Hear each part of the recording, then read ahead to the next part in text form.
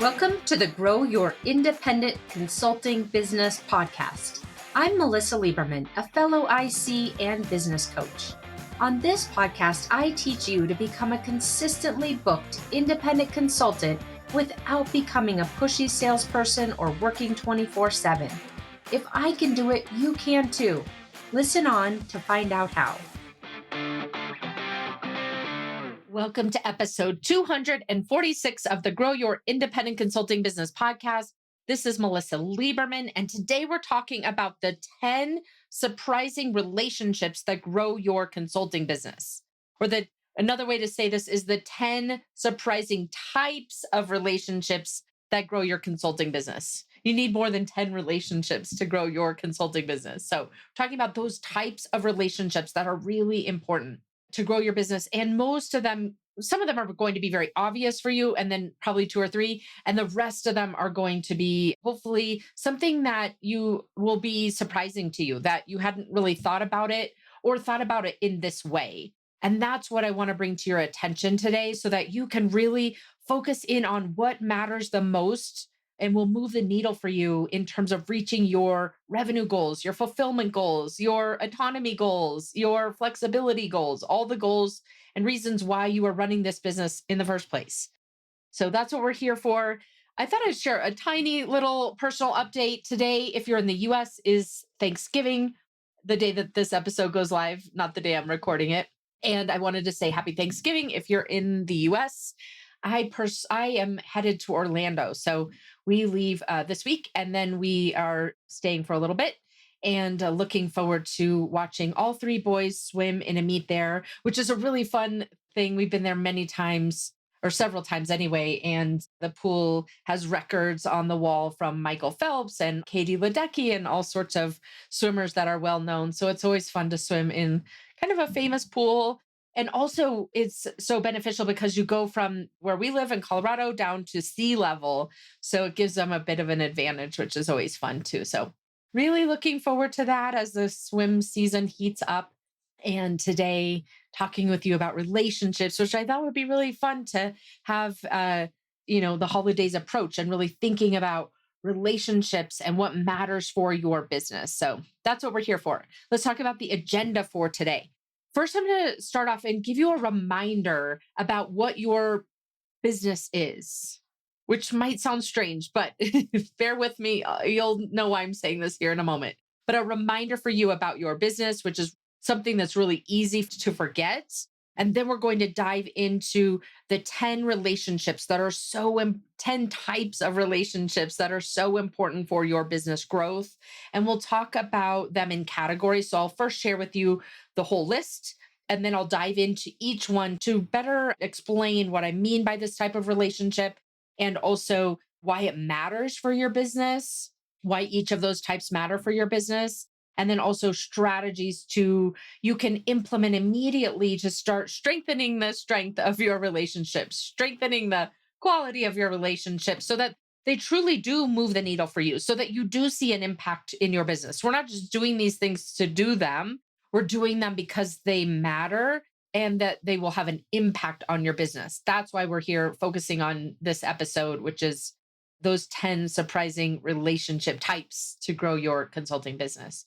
And then we'll wrap it up with, I'll give you specific steps to put this episode into action so that you can make the most of the time that you're taking right now, listening to this episode, even if you're doing something else, making sure that you're implementing little by little these strategies that I share with you so that you can truly see a difference in your business over the coming months. Okay, let's talk about the companion resource for this episode, and then we'll dive into agenda item number 1. The companion resource for today's episode is the Consultant's Business Health Check. It is an assessment going over 14 aspects of your business to help you rate and force rank them so that it gives you insight into where you can place your priorities and make a bigger difference in your business so that ultimately you're on track to hit and exceed the goals that you've set for yourself. If you've taken this already, I would recommend go and take it again. So helpful to have a quarterly benchmark for yourself. If you haven't yet taken it, it's imperative to go take this so that you can see from a neutral point of view, a systematic point of view, where you're doing really well. Give yourself credit for that. So oftentimes we don't. And then areas that are in the yellow so that you're watching them. And then the areas that are in the red that you want to look at and say, okay, how can I focus on moving the needle in this area so that ultimately my business is healthier and growing and thriving? So that is the consultant's business health check. And you can go find it at icassessment.com, which are the two letters for independent consultant, icassessment.com. Okay, great. So excited to see what your results are. And especially if you have improved quarter over quarter, that's amazing. Okay, here's what I wanted to remind you of our first agenda item. You are in a relationship business. You might not realize that. I certainly didn't when I first started out. I thought I was in a business that allowed me to generate extra cash when I quit my job and didn't want to go down to a military salary. That's what I started. I didn't know I started a relationship business, and you might not either, but you did. The business that you started runs on relationships. But it's not just the obvious ones. Of course, relationships with clients and potential clients, we'll talk about those here today. But there are 10 types of relationships that you want to be focusing on so that you can drive your pipeline, support the pricing, support the types and nature of work that you want to be landing, the capacity that you have, the amount of utilization you want to have or not have, the schedule that you want to keep, the goals that you want to accomplish. These relationships are important and critically important. And they're the types that I'll share with you today is the holistic set of relationships that you really want to be thinking about as you're running your business. Because when these relationships are weak, they become bottlenecks. And when they're intentional, these relationships, when they're intentional, they become accelerators for your business. The caveat that I want to give you is that as you're listening here today, you might start feeling overwhelmed. 10 relationship types, it might feel a lot to juggle, but it truly isn't. It truly isn't. If you can just start, and I'll give you some strategies at the very end to start tackling these one by one, which is really important. We don't need to tackle all of them at once, and they're not all equally important all of the time, right? But we do want to have a deliberate way for you to manage these relationships, to even be aware of what they are, and to be able to nurture them over time so that you've got a really healthy, thriving, growing consulting business for yourself. So don't worry about if it feels like there are too many. It's okay, not a problem. I totally get that.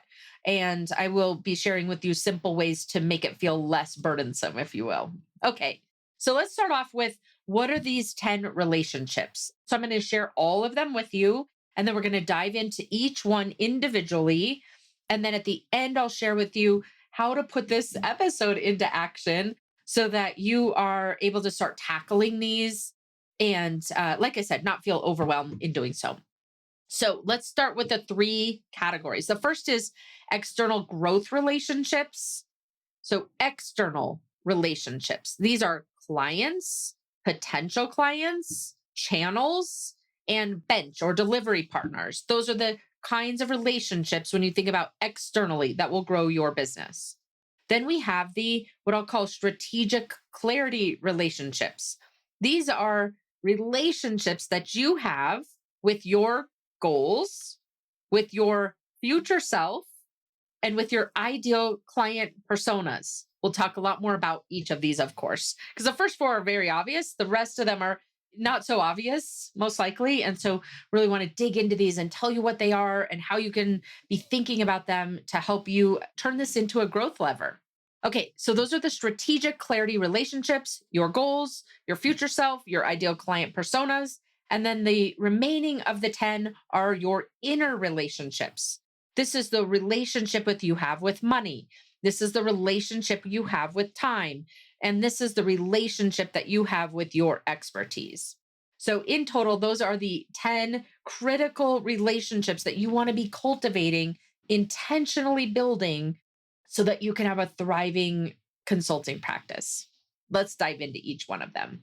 Let's take the first easy ones. Clients. Of course, you need relationships with clients. These are the people who you deliver work for, obviously, who experience the value that you're offering firsthand. And of course, the impact of these relationships is that it drives work, drives repeat work, drives ongoing work, drives referrals. That relationship drives internal champions or other relationships internally, even drives case studies or testimonials, even if they're not attributed. This is the impact of our client relationships, of course. The mistake I often see with client relationships, and I've done it myself, I've done all of these mistakes that I'm going to share with you today. So this is coming firsthand as well as seeing other consultants, of course. But the mistake is treating delivery as the end rather than the beginning of a longer relationship, right? A lot of times we think, oh, I landed an engagement with this client, and this is sort of the culmination of our relationship. They finally, want to work with me. Their organization sees the value in what I do, and it feels like a culmination. But truly, this is the beginning, not the ending. This is the beginning, not the culmination. And so when you think about your relationships in that way, of course, it might not be the beginning, but it's certainly a really key milestone in the early stages of your relationship with this client. You really want to be thinking about intentionally, how do you build out that relationship even further, strengthen it, deepen it, extend it? And so, one of the strategies that I want to share with you today in terms of building relationships, stronger relationships with clients, and leveraging this type of relationship for your consulting business is to build out what I'll call a relationship map. So, who are the relationships that you want to intentionally build when you're working with that client? A lot of times we kind of shift ourselves from business development mode into delivery mode, and we don't realize there's so much overlap between the two.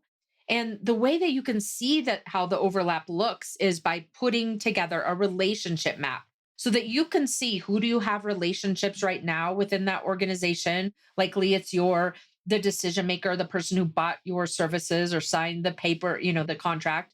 It may be also other subject matter experts or other people in the business unit that you're working with. But you want to be looking out more broadly.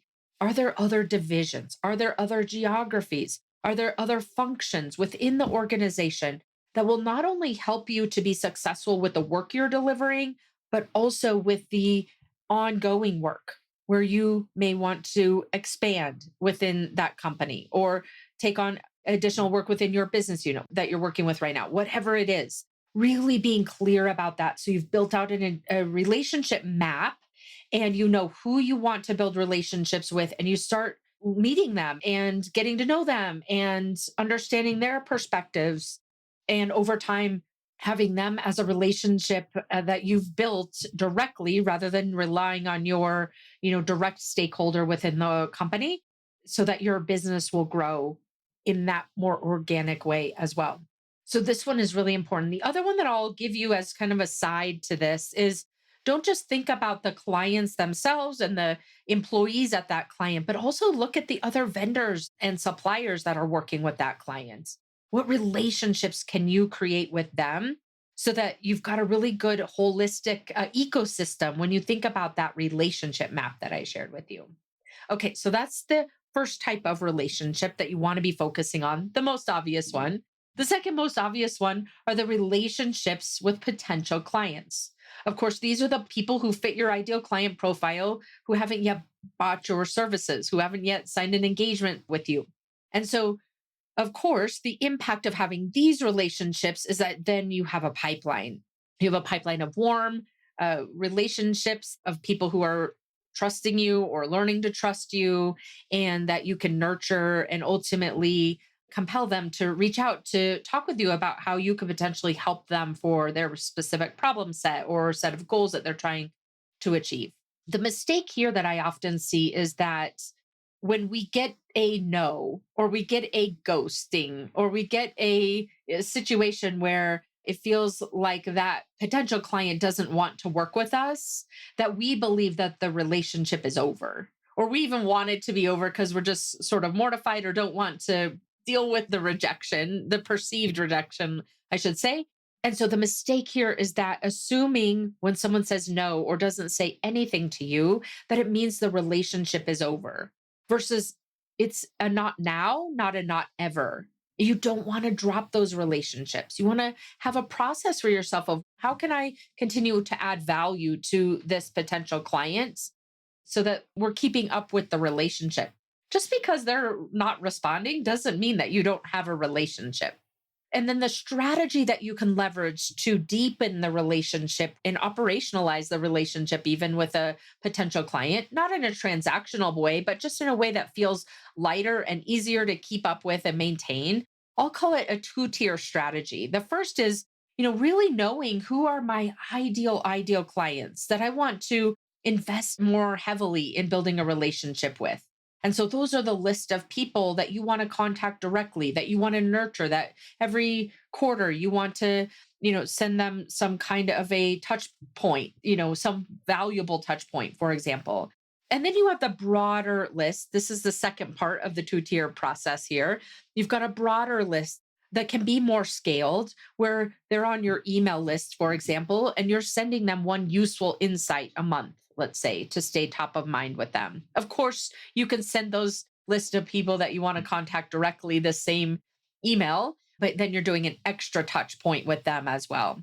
So, this is one of the strategies that you can employ that doesn't have to be overwhelming, that just gets you into the place of, I'm going to touch base with this person ever so often so they know I'm thinking about them. So I stay top of mind. And so ultimately, if they need the type of help that you offer through your consulting services, that they would be thinking of you as someone that they want to talk with.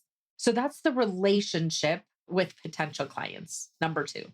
Number three is the relationship you have with your channels. The channels are your partners and those complementary providers who serve the same ideal clients. So it could be a partner in the formal sense, it could be a partner in the loose sense. Those complementary service providers or product providers, even that work with your ideal client, also. The impact of having a healthy channel relationship ecosystem is that you're multiplying your reach and you're creating warm, qualified opportunities that are higher quality because there's a trust transfer, right? For example, let's say that there's a boutique or a niche software provider that works with your type of clients, and your type of client really leans heavily on that type of software to run their business. And when they're recommending you as someone who can help them with strategy, for example, because they don't do that, of course, that client is going to want to talk with you because they trust the person or company who's recommending you. So that's, of course, the impact of this channel relationship. And the mistake that I often see with channel relationships is just simply not putting enough time and energy into them. We get excited about this could work really well. This could be a great partnership. This could be a great win win for both of us. And then we don't nurture it. We don't treat it equally as we might with a lead that we had. And so it becomes kind of these sporadic one off coffees or lunches versus a purposeful, continuous relationship management. If you think about it, there are people in corporate who fill the function of strategic partner relationship manager or VP of channel partnerships, EVP of direct partnership strategies. All of those types of job titles exist for a reason. And it's because it takes effort, it takes intentionality, it takes a continuous conversation to get to the point where these types of channels are really valuable for you. And they can be such a good investment of your time because they can multiply and get the ear of your potential clients in a lot of ways more easily than you can. They can also provide to you speaking opportunities or introductions to potential clients and others who are in your ecosystem, right? So it's such a valuable relationship to have. And so the tip here is that you want to be thinking about yourself as the VP of partnership strategies for your company and putting together an intentional plan for yourself, such as you might want to host a joint webinar with that potential channel partner. And you're each inviting your prospects and ideal clients. And of course, benefiting each other by becoming aware to each other's audiences. Or you might want to host a joint roundtable of some sort executive roundtable, again, to provide value to that ideal client and to help each other's contacts to see the value that each of you brings. You might also operationalize this relationship by creating a recurring pipeline review where you can sit down and talk about where do you have a good fit? Where can you go to market together? What would make sense for one of you to focus on landing this potential client and then bringing the other in? When you think about it from this perspective, building out your channel relationships and treating them in that type of intentional way, they'll really start to work for you. Okay, the next type of relationship you want to be building is with a bench, a virtual bench, a living bench, we'll call it, with delivery partners or other consultants who you could pull upon, or subcontractors. They could be client facing or non client facing, of course. They could be vendors who are supporting you in some form or fashion. So, thinking about this bench for yourself, this is the relationship that you have with people who support or expand your delivery capacity. And the impact of having this type of relationship in your relationship toolkit is that it lets you sell work with more confidence and for you to deliver more efficiently and effectively. I'll say it again. It lets you sell the work with confidence because you're not worried about generating excess demand you can't handle. We talk about this so much in the lead gen sprint, for example. How are you going to handle excess demand? Not because it's such an advanced topic and you need to get there quickly. No, it's because when you know exactly how you're going to handle excess demand, it becomes so much easier to create the excess demand because it doesn't feel like a risk. Even if you never leverage these bench and delivery partners and these relationships in this way by bringing them on board, having this in your back pocket for the scenarios where you have excess demand will help you to unleash your ability to generate leads and sell work in such a different way. The mistake here is truly neglecting this relationship until you're in a crunch. You want to be thinking about this more strategically, like I just said, for the purposes of helping you to not feel like excess demand is a problem. And then also so that you've got people you can pull from when you've got more work than capacity, right? One of the strategies you can put together is, for me, I love setting up the CRM. I've shared with you many times, but I use one page CRM. And you can go, we'll put a link to the show notes. I have a configuration guide that shows you exactly how to do what I'm about to share with you. But of course, you could do it in any type of CRM or even on a Google Sheet, setting up your own pipeline for the bench that you want to build and doing it in a strategic way, thinking about all the different types of roles or functions or skill sets that you want to have access to at a moment's notice because you built those relationships, and having them in a pipeline so that you're identifying them, you're purposefully building relationships with them, and you're nurturing those relationships. That's relationship number 4.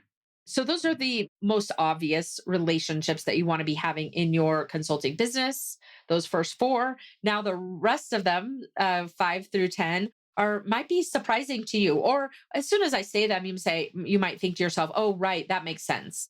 But either way, I want to really highlight these for you so you can be thinking about, where does your relationship stand right now with these aspects of your business? And if you had a better relationship, or even acknowledge that there was a relationship, what impact would it make for your business? What would it make available to you that you don't have right now?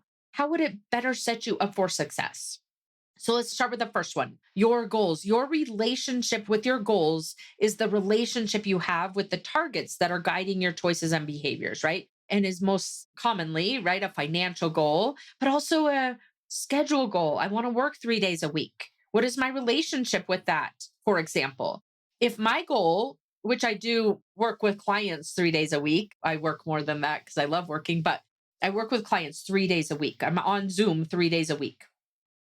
If that's one of your goals, you would then be thinking about, okay, if you have a relationship with that goal, you would be thinking about, how do I make this happen? What could I be testing out? How could I shift the type of work that I'm selling that makes it more flexible? How can I shift the boundaries that I'm setting or the expectations that I'm setting with my ideal clients? That's what it looks like to build a relationship with your goals versus, oh, I'm going to write this down on a piece of paper that this is my goal and I hope it happens someday, right? The relationship is you testing and being really clear about what success looks like and implementing and implementing and implementing until it works.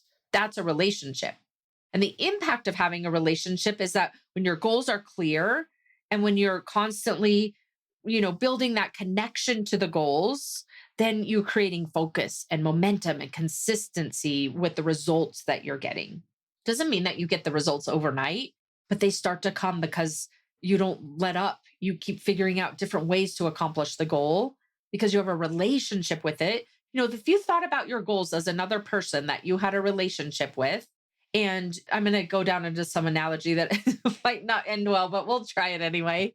I haven't dated in so many years. I've been married forever. But let's imagine that you're having a relationship with your goals and those goals are another person.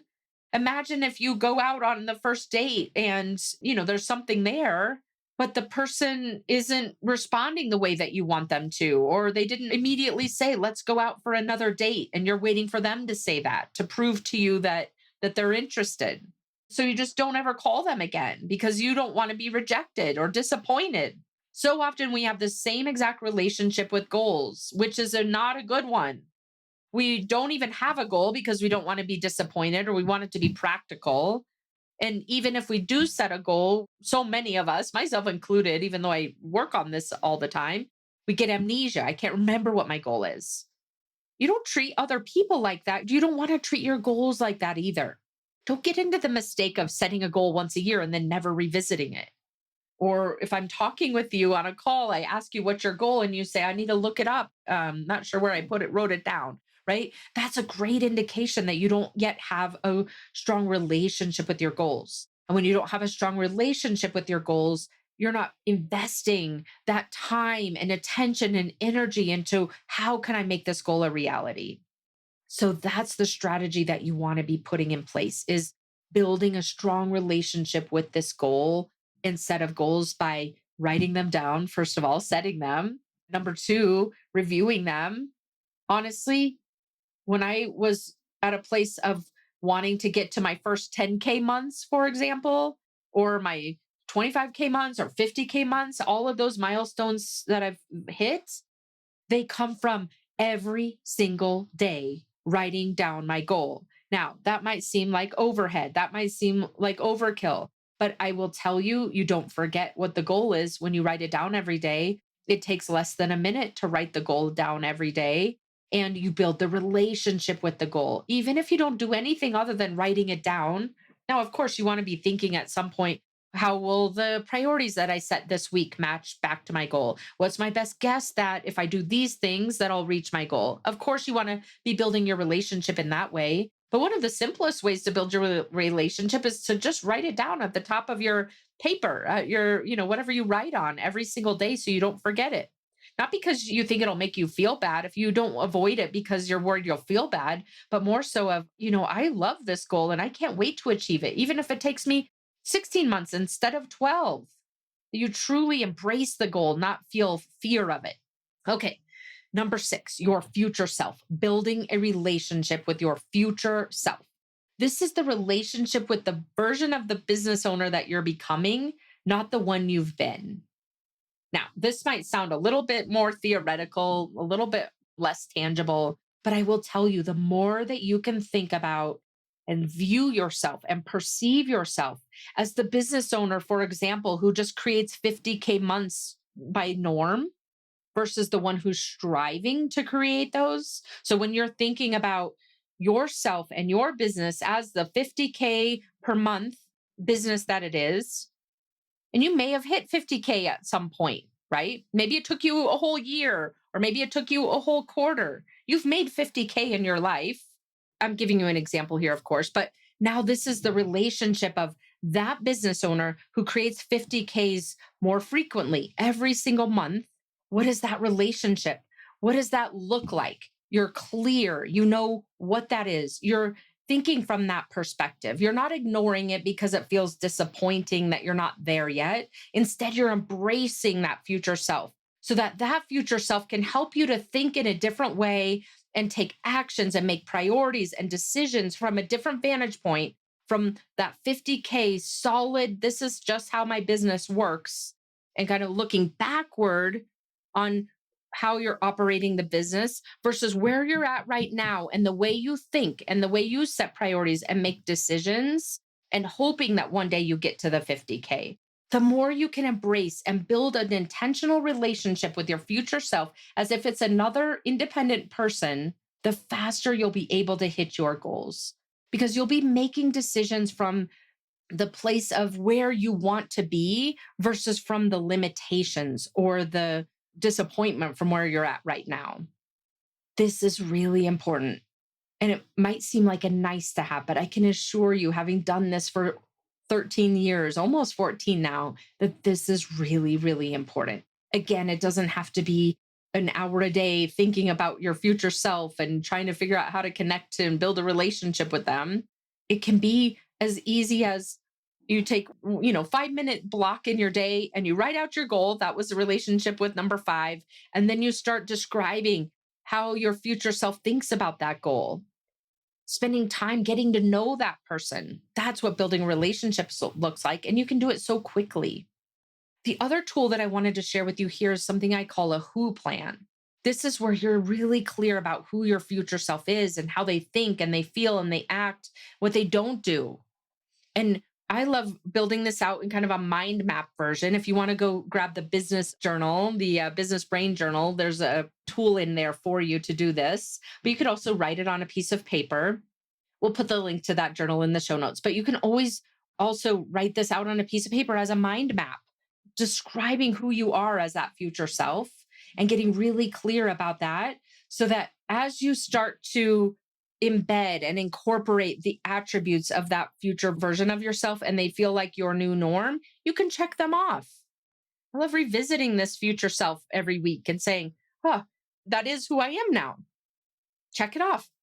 What feels like, this is something that I'm progressed on. Give yourself credit for that. So you can really see how you're transforming as a business owner and how ultimately the way you think and the relationship with yourself will help to fuel the goal, achieving the goals that you want to achieve and bringing the business that you want to bring to life. Okay, let's talk about number 7. This is the relationship with your ideal client personas. This might seem weird, but it's so valuable because it can help you tremendously in terms of the way that you're positioning, the way that you're messaging, the way that you're speaking to your potential buyers, to your ideal clients, whether it's in a marketing sense or a lead gen sense or in a conversation or even in the relationships that you have with your existing clients. This is something that fuels all of these other relationships. And having a relationship with kind of these, we'll call them fake in the sense that they're not real people, but having a relationship with your ideal client personas can help you to improve the quality of all of that type of material and interaction that you have. I'll give you an example. I love naming my ideal client personas, giving them a name, a fun name, right?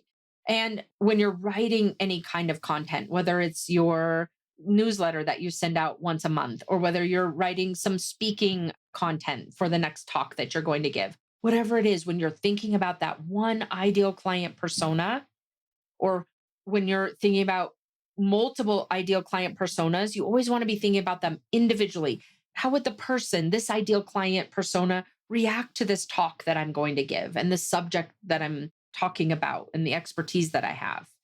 And you're writing to that single persona, not to a general audience. It makes an incredible difference.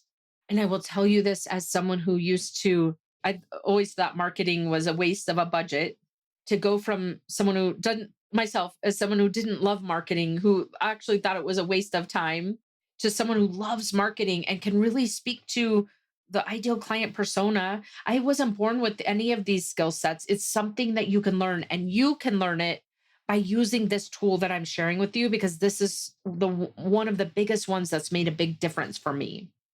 And that is building a relationship with your ideal client persona. If it's one persona, great. Give it a name. Know who it is. Know how they think. When you start your day, imagine, I wonder what a Sally is thinking about right now. What are they struggling with? What fell through in terms of the initiative that they're driving and the goals that they're trying to help their business move into? right? When you think about your ideal client persona and build a relationship with them because you're thinking about them, you're trying to get into their head and the way they think and what they care about and what they're worried about. It can improve the quality of your marketing and your positioning and messaging beyond what you ever imagined was possible for yourself. So this is really important relationship that most consultants don't know about. So I'm giving you the secret sauce here. Okay, the next one is your money, the relationship that you have with your money and the way you think about money. This is the relationship you have with pricing and cash flow and lack of cash flow, right? Lack of predictable cash flow like you had when you were an employee, the way you think about investing in your business, the impact of the way you think about money and having a healthy relationship with the way you think about money can increase your confidence, help you increase your pricing, help you to become a better negotiator, help you to speed up the growth of your business and make strategic choices for the way that you're spending your time in your business and what type of work you're delivering. And when you don't focus on your money mindset and when you allow the relationship with the money to be just how it has always been for the course of your life. And often for most of us, that's some kind of a scarcity based relationship. It will lead you to underpricing and underinvesting in your business and undergrowing, under succeeding, underachieving, right?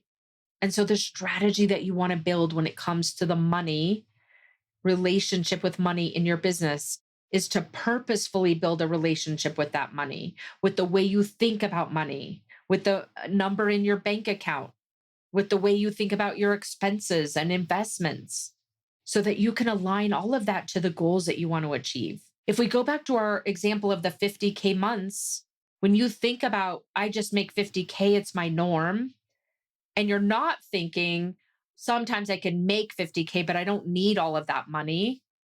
Or if I want more money, it's greedy or unnecessary, or I can't have that amount of money. I've never had it, consistently. Whatever your thought process is around money. And believe me, there's so much of this relationship that is not understood. We are not clear on what our relationship with money is most of the time. We think that the relationship is fixed. Like, this is just how it is. This is just how money works. This is how I think about money.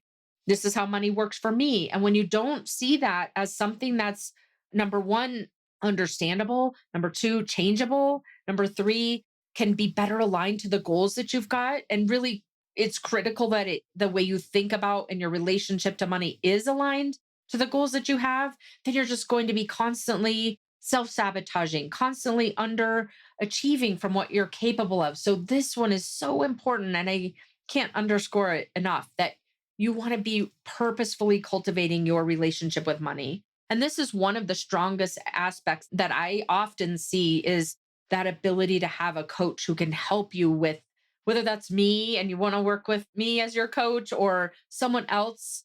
This is so important to address because it's oftentimes the source of why we're not earning as much as we could be or as consistently as we could be or having a quality of life that we want to be having when we started this business and what we imagined it would be.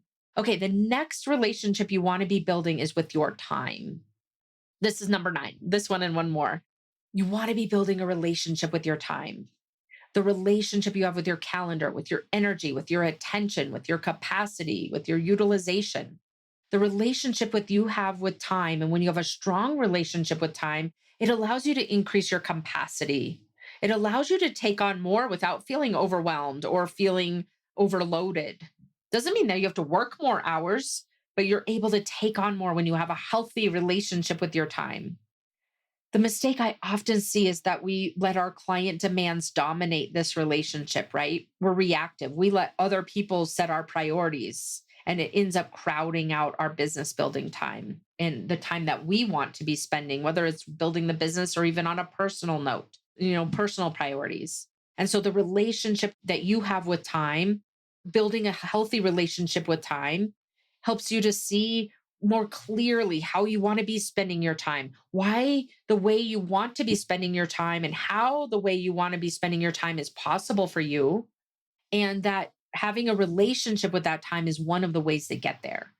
A very simple strategy you can implement with respect to building a relationship with your time is simply scheduling a couple of CEO blocks. at the beginning of the week and the end of the week, for example, where you're sitting down and you're having a meeting with yourself where you're leveraging that time to strengthen the relationship with your business priorities, to be more clear about where you want to be spending your time, your 24 hours of the day, where you don't want to be spending that, and showing yourself that you have control, that you're not just stuck doing whatever the client wants you to do or whatever someone else wants you to do, that you have so much more of a direct relationship with your time. The relationship isn't through someone else, it's a direct relationship with your time, and constantly reinforcing that so it feels more under your control. And then the last relationship, or the 10th relationship type that you want to be focusing on to help enable your business growth, it's the relationship with your expertise. This is the relationship you have with your thinking, with your frameworks, with your client delivery approach, with your intellectual property.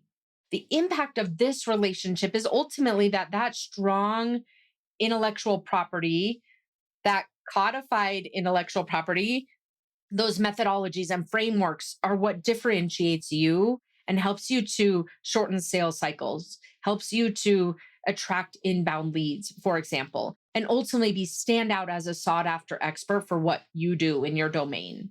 And the mistake that I see with consultants who don't build a relationship with their expertise or even realize that that is a thing they could do is that having that type of passive or missing relationship means that you end up having those ideas just staying in your head instead of being captured. You neglect the ideas, you don't focus or prioritize time thinking about, trends and patterns across clients. You get kind of myopic in the sense of whatever's top of mind or whatever client work or deliverables need to be created. You don't take a step back and think about the bigger picture, or what one client's challenge might mean for another client, or even for the way you're managing your sales process, as an example.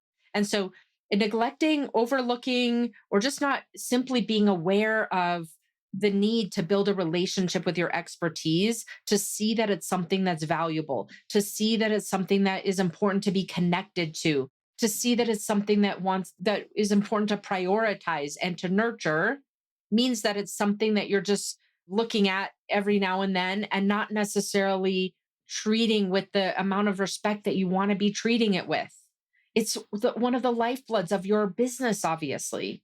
And so, a simple strategy that you can implement to start building a relationship with your expertise is to think about it as separate from you, right? It's not you, it's of course it's your brain. But if you start separating yourself from your expertise and thinking about it again as how would you build a relationship with another person or another thing. In this case, the strategy can be for you to build an idea bank, a bank of that expertise that you have, those frameworks, those methodologies, even when they feel like it's common sense or it comes easy to you. Those are often the hardest to capture and codify because they seem like they're not very valuable when in fact they truly are.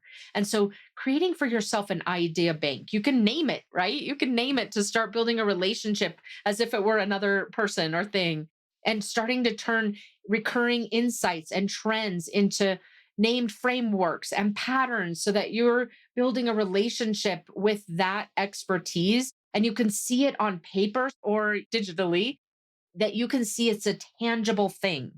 It's not just something that's in your brain that you rely on when you're working. Instead, it's a tangible thing that you want to be building a relationship with, that you can see it growing and thriving and expanding and diversifying. This is what a healthy relationship with your expertise looks like. So, those are the 10 areas, the 10 relationship types that you want to be focusing in on when you think about growing your consulting business and really growing it into something that you love running, that you love working with the clients that you're attracting, that it feels easier to run than it might right now. And that ultimately you're attracting that work that feels really fulfilling and financially rewarding, that you've got the autonomy that you want. That's why you left corporate, right? So, as we wrap up today, let's put this episode into action. And I'll give you a couple of ways to do that. The first is you want to create what I'll call a relationship strengthening practice. By practice, it means that you're prioritizing it, setting aside time. And the way you can do this, we don't have to take all 10 relationships at once, but go back through the 10 relationships that I just shared with you and rate them. Go back through each of those 10 and rate them on a scale of 1 to 10. Say, how healthy is this relationship on a scale of 1 to 10? And the second rating would be, if it was a 10, what impact would it have on my business, do I think? And then the combination of those two numbers, add them up, and then you'll be able to prioritize those 10 relationships. And then pick the first couple, pick 2 or 3 to focus on for the next 90 days. You can continue doing this type of practice until you have a really strong pattern of focusing in on and nurturing and building those important relationships in your business. So that's the first thing I would recommend when you think about putting this episode into action.